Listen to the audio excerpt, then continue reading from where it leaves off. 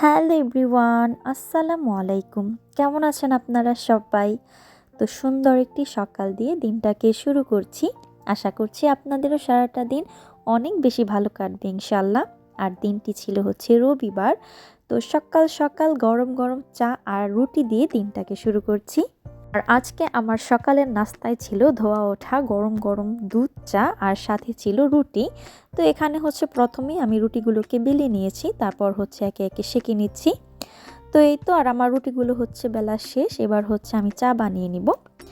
তো আসলে আমার দুধ চা দিয়ে পরোটাটা বেশি পছন্দ, তবে চিন্তা করলাম আজকে রুটি দিয়েই খাই, কারণ পরোটা আসলে রেগুলার খাওয়াটা উচিত না, স্বাস্থ্যের জন্য খুব একটা ভালো না। তো রুটি দিয়েও আসলে খারাপ লাগে না।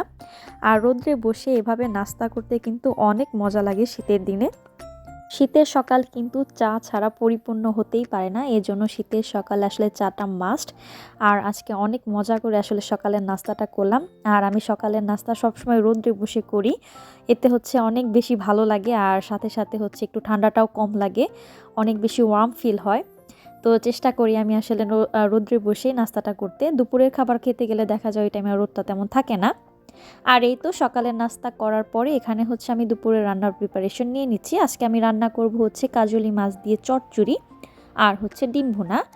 তো আমি হচ্ছে রান্না করার আগে সব কুটে বেছে নিয়েছি, আর এখানে হচ্ছে আমি ডিম ভুনাটা করে নিয়েছি। আর আজকে আমি হচ্ছে রান্না বান্না এত ডিটেইলে দেখাইনি, কারণ এমনিতেই হচ্ছে বিকেলবেলা আবার মেলাতে যাব, তো সব মিলিয়ে ভিডিওটা হচ্ছে অনেক বেশি বড় হয়ে যাবে। তো এই তো আমার ডিম ভুনাটা কমপ্লিট, আর দেখতেই পাচ্ছেন কত সুন্দর একটা কালার এসেছে। আর এখানে হচ্ছে আমি চচ্চড়িটা বসিয়ে দিয়েছি, আর আজকের চচ্চড়িটা হচ্ছে আমি হাতে মেখে করেছি। আর তার সাথে হচ্ছে আমি দিয়ে দিয়েছিলাম টমেটো আর ধনিয়া পাতা।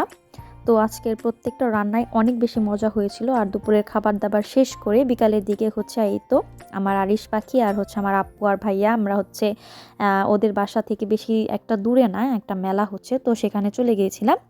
তো আমরা হচ্ছে একটু আগে আগে গিয়েছিলাম, তখন হচ্ছে মেলার অনেক কিছুই তেমন ওঠেনি। আমাদের চিন্তা ছিল এখান থেকে হালকা পাতলা ঘুরে আমরা হচ্ছে আবার জিটকা যাব। তো এখানে হচ্ছে আবার দেখলাম বিভিন্ন ভাজাপুরির একটা দোকান।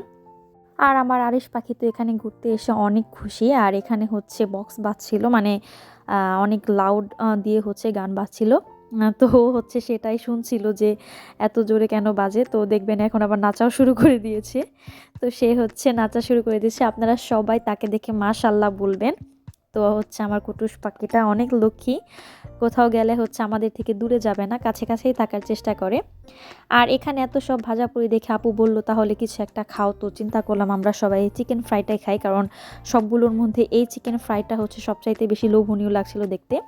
তো ওনারা হচ্ছে সস দিয়ে আর মিওনিজ দিয়ে সুন্দর করে ডেকোরেট করে দিয়েছে।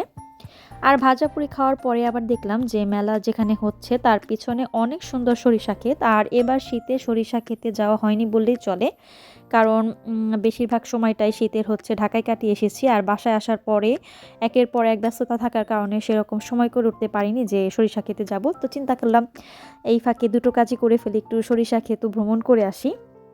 আর এটা হচ্ছে একটা পানের স্টল, এখানে হচ্ছে যে বিভিন্ন ধরনের যে মশলা পানগুলো হয় তো সেগুলোই বিক্রি করছিল। আর এগুলো হচ্ছে পানের বিভিন্ন ধরনের মশলা, তো দেখতে এত বেশি সুন্দর লাগছিল, চিন্তা করলাম যে একটু ক্লিপ নিয়ে নেই, যাতে আপনাদের সাথেও আমি শেয়ার করতে পারি। আর এরপরেই হচ্ছে আমরা হচ্ছে বারো ভাজা খাবো। তো আমাদের এখানে এটাকে আসলে বারো ভাজাই বলে। এখানে হচ্ছে ছোলা চিরা আরও বিভিন্ন ধরনের মশলা দিয়ে, টমেটো দিয়ে, ধনিয়া পাতা দিয়ে, আর হচ্ছে খাঁটি সরিষার তেল দিয়ে এটাকে মাখানো হয়, সাথে ওনাদের সিক্রেট কিছু মশলাও থাকে। তো এই বারো ভাজাটা হচ্ছে মেলায় গেলে আমাদের মাস্ট খাওয়া হয়, কারণ এটা অনেক বেশি টেস্ট হয়। আর স্পেশালি শীতের দিনে যেহেতু টমেটো আর ধনিয়া পাতা থাকে, তার কারণে আরও বেশি মজা লাগে। আর ওনার বারো ভাজাটা আসলেও অনেক বেশি মজা হয়েছিল। তো আমরা তিনজনে হচ্ছে দাঁড়িয়ে দাঁড়িয়ে খেয়ে নিচ্ছিলাম। আর সাইডে হচ্ছে আমার কুটুস পাখি খেলছিল, তো ওকেও দেখছিলাম আর ওর সাথে খেলাও করছিলাম। আর এখানে খুব সুন্দর সুন্দর কিছু আর্টিফিশিয়াল ফ্লাওয়ার দেখতে পেলাম, তো ভালোই লাগছিল। আর মেলা থেকে ঘোরাঘুরি করে এখন হচ্ছে আমরা আবার ঝিটকা চলে এসেছি। এখানে হচ্ছে একটা নান রুটি আর চাপের দোকান ছিল, তো আপু আর আমি হচ্ছে নান রুটি আর চাপ খাবো, আর এখানে হচ্ছে ভাইয়া চটপটি খাচ্ছে। তো এই নান রুটি আর চাপের দোকানটার ভালোই প্রশংসা শুনেছি, তো সেটা শুনেই হচ্ছে এখানে আসা। আর খেয়ে তো খুবই ভালো লেগেছে, আসলে ওনাদের খাবারটা অনেক বেশি টেস্টি, অনেক বেশি মজা ছিল চাপটা, তারপর ওনাদের যে মায়োনিজটা, তারপরে রুটিগুলো অনেক বেশি সফট ছিল। তো আজকের দিনটা আসলে অনেক ভালো কাটলো, মজা মজা করে খাওয়া দাওয়া করে আর ঘোরাঘুরি করে।